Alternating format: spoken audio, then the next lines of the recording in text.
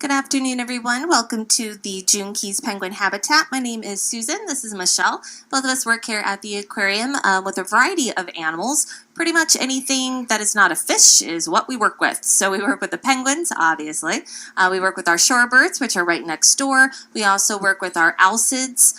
We work with the sea lions, the harbor seals, sea otters, and we also work with all of our lorikeets, as well as our animal ambassadors, which include a small group of reptiles, mammals, and birds. Now, as you take a look at our Magellanica penguins, you'll notice a few that look a little bit different. One is this dude right here doing a little bit of a shaky dance, and he's gigantic, huge, and he's just big and miserable, we think. Basically, what he's doing is he's molting. So once a year, every single penguin in this penguin habitat goes through what's called a catastrophic molt.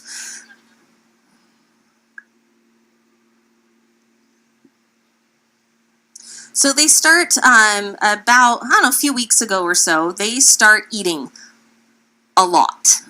Now, because they are going to be molting.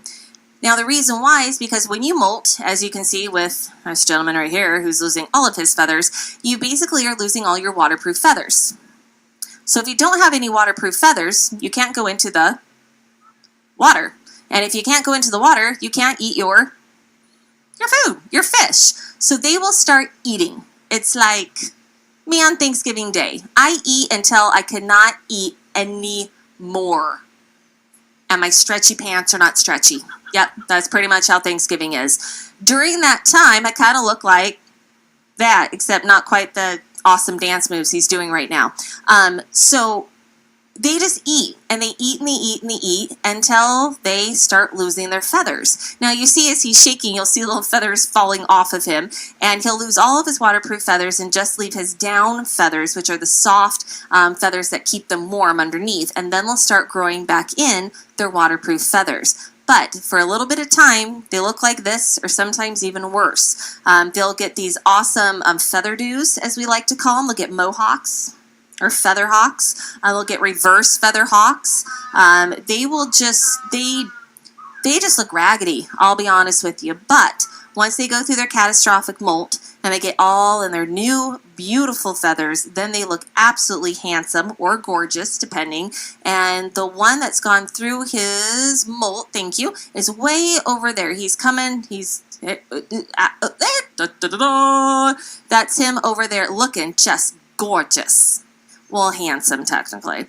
So he has gone through his catastrophic molt. He has all his waterproof feathers in. He's using his preening gland to basically get oils into those feathers to make himself waterproof. And as he comes by, just look how fabulous he looks. For the next month or so, especially if you're members, you're thinking of becoming members, hint, hint, as you come by the penguin exhibit, you will see them looking like this. You will see feathers floating away. You will see feathers in the air. It kind of looks like a feather pillow that has exploded in here. Every morning we clean, and every day the feathers just keep coming off.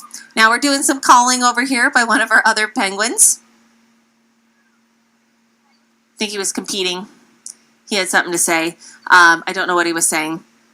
But we do have just some, again, lots of penguins in here that are looking and going through their molt. Now, most of the time they have on ID bracelets or ID tags. They're colored beads on their flippers. Right now, quite a few of them do not, because when they molt, they swell. And how they're attached is by zip tie and then beads. And zip ties, as you guys know, do not expand. So we do cut them off, the band off their flipper, and so they can swell and grow before they go into their molt. So you may have seen Michelle with her phone. She's not taking selfies, and she's not, tweeting about the latest, cool fish she had to touch today and how much she really wants to take a shower because we smell like fish today.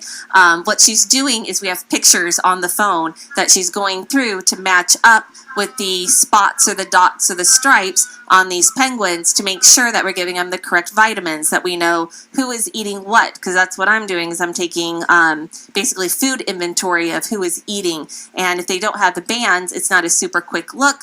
We have to look at the phone, match up the dots or the stripes or the facial features and make sure we mark down who is who, because that's really important for our records that we take, especially being an AZA accredited facility. We need those records on hand.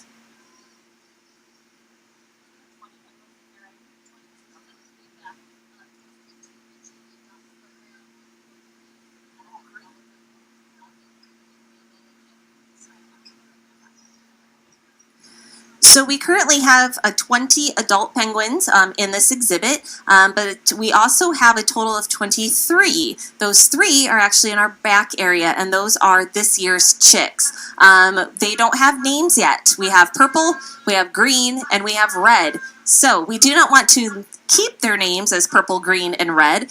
So we are actually doing an adopt a penguin. Now, you cannot take the penguin home. Trust me, to have that going on all day. Thank you. And this going on once a year. I don't think you want a penguin ever as a pet, all right? So you can adopt a penguin. You get a plush toy and some additional items from here at the aquarium with a $100 adoption donation. And then you can put your name basically in that you would like to name a penguin.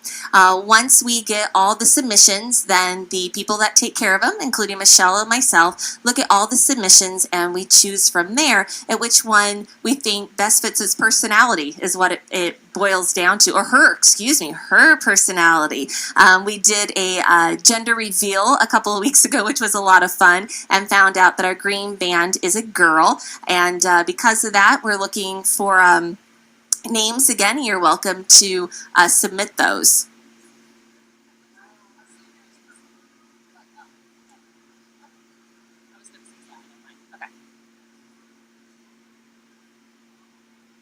Did anyone else get a fish over there? Admiral. Okay.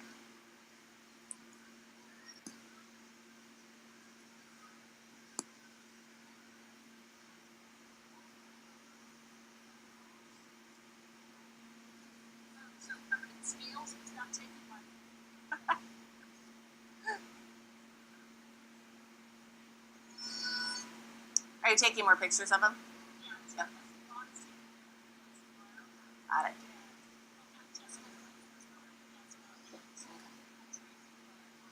Make a photo album. So again, for those who are wondering what Michelle is doing, we are doing basically inventory of our birds. We know that all 20 are in here. We count several times a day, but at the same time, their spots and their stripes are very different. But again, we did remove their ID tags or bracelets around their flipper because a lot of them are going through molt currently.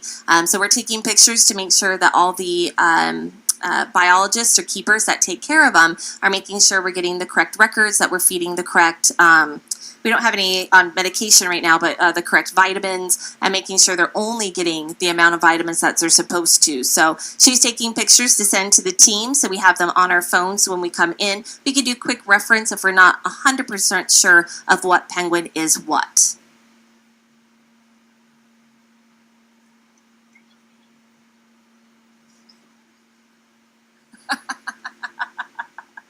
You have to scan out for him.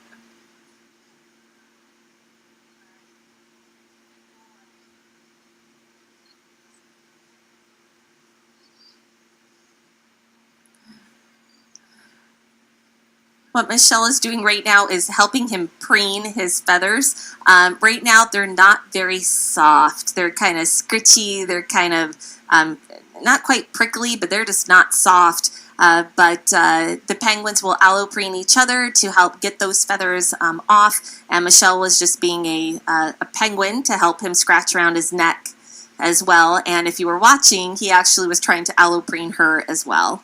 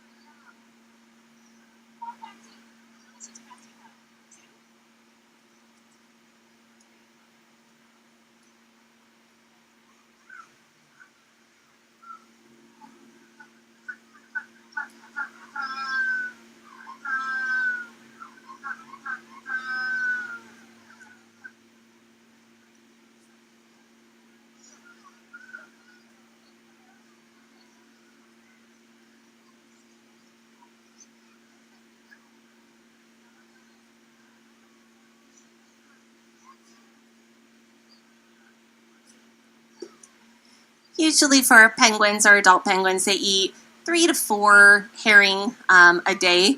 We offer them 2 different types of fish, herring and capelin. Capelin is a smaller fish, herring is a larger fish. Michelle is feeding that penguin over there a herring, or trying to, here we go, Lily. A herring. Most of them do eat the herring.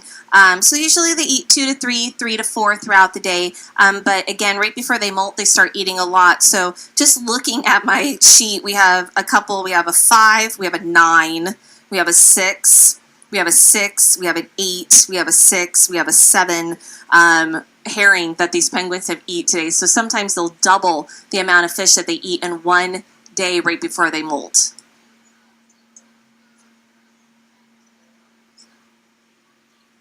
We offered 10 kilos of capelin and 3 kilos of, let me try that again, 10 kilos of herring and 3 kilos of capelin to these penguins every day. And there are some days when we are breaking out a few extra fish at the end of the day just to make sure that we have enough for these animals. But we make sure that we try really hard not to waste any fish as well, because as you guys know, there are a lot of issues with fishing in the oceans of certain types. And so we want to make sure we're feeding our animals and feeding ourselves at home, or if we have guests over, or even at restaurants, making sure that we're eating fish that are best for the ocean, and eating them and being sustainable.